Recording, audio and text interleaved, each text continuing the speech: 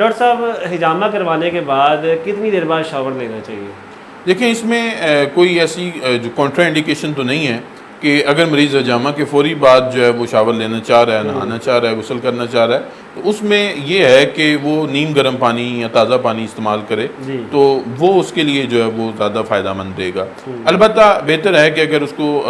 نہیں جو ہے وہ کوئی ایسا مسئلہ ہے تو وہ اگلے دن جو ہے وہ نہا لے، کیونکہ اس میں کوئی ایسا ایشو بھی نہیں ہے کہ فوری طور پر نہانے کی ضرورت جو ہے۔ البتہ کچھ کتابوں میں لکھا ہوا ہے کہ حجامے کے بعد غسل کرنا مستحب ہے، ایک اچھا عمل ہے، جی تو اس میں یہی ہے کہ پانی جو ہے وہ نیم گرم پانی جو ہے وہ اس کا استعمال کر لے۔ باقی اس میں کوئی ایسا کنٹرا انڈیکیشن یا ایسا کوئی منع نہیں ہے کہ آپ حجامہ کے فوری بعد جو ہے وہ نہ نہائیں۔ کیونکہ ڈاکٹر صاحب حجامے میں جب کٹ دیے جاتے ہیں تو جسم پہ ہلکے ہلکے نشانات یا کٹ لگ جاتے ہیں، تو اگر حجامہ کروانے کے بعد فوراً پانی ان پہ ڈالا جائے تو اس پہ کوئی ریشہ وغیرہ یا سویلنگ ہونے کے اس میں کسی قسم کا ریشہ یا اس کے